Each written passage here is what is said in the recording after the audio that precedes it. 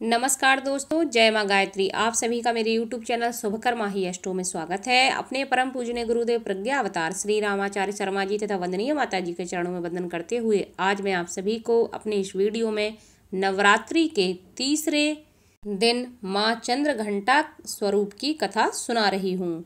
नवरात्रि के तीसरे दिन माँ चंद्रघंटा स्वरूप की पूजा होती है। चंद्रघंटा देवी का स्वरूप तपे हुए स्वर्ण के समान कांतिमय है। चेहरा शांत एवं सौम्य है और मुख पर सूर्यमंडल की आभा छिटक रही होती है। माता के सिर पर अर्ध चंद्रमा मंदिर के घंटे के आकार में सुशोभित हो रहा है, जिसके कारण देवी का नाम चंद्रघंटा हो गया। अपने इस रूप से माता देवगण, संतों एवं भक्तजन के मन को संतोष एवं प्रसन्नता प्रदान करती हैं। माँ चंद्रघंटा अपने प्रिय वाहन सिंह पर सवार रहती हैं।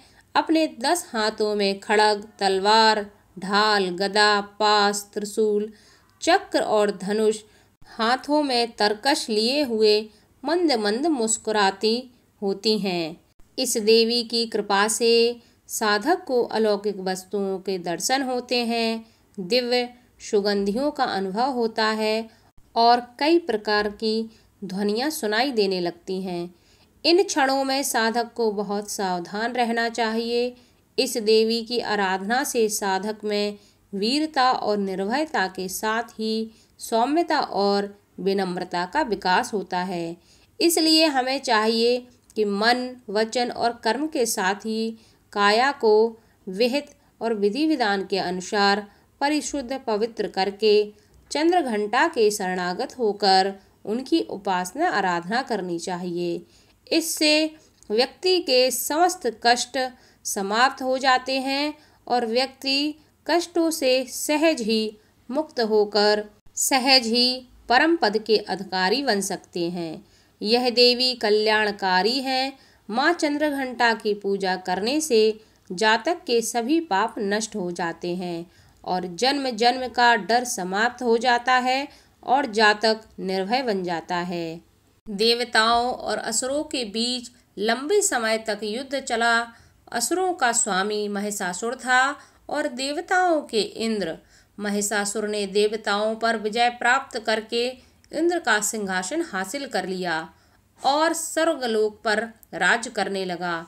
इसे देखकर सभी देवतागण परेशान हो गए और इस समस्या से निकलने का उपाय जानने के लिए त्रिदेव ब्रह्मा, विष्णु और महेश के पास जा पहुँचे।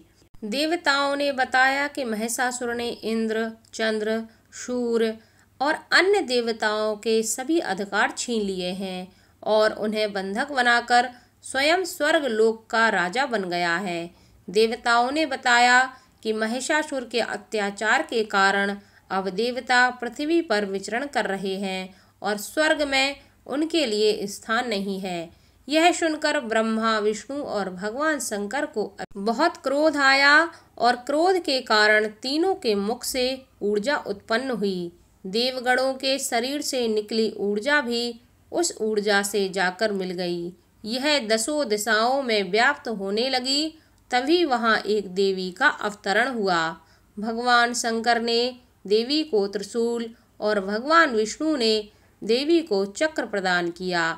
इसी प्रकार अन्य देवी देवताओं ने भी माता के हाथों में अस्त्र शस्त्र सजा दिए। इंद्र ने भी अपना वज्र और ऐरावत हाथी से उतरकर एक घंटा दिया।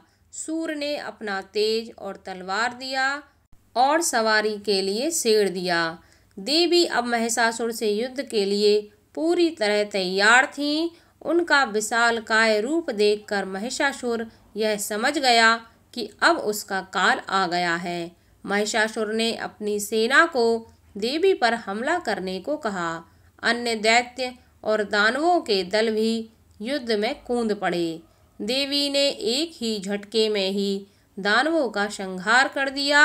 इस युद्ध में महिषासुर तो मारा ही गया, साथ में अन्य बड़े दानवों और राक्षसों का संहार भी माँ ने कर दिया।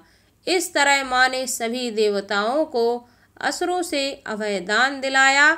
नवरात्रि के दिन माँ चंद्रघंटा की पूजा की जाती है। जो कि शुक्र ग्रह की देवी मानी जाती हैं। नवरात्रि के तीसरे दिन माँ चंद्रघंटा की पूजा अर्चना करने से जातकों को जन्म पत्री में शुक्र दोष संबंधी समस्या समाप्त होती है। जिनकी कुंडली में शुक्र संबंधित कोई दोष होता है उन्हें माता चंद्रघंटा की पूजा जरूर करनी चाहिए। जय हो माँ चंद्रघंटा की।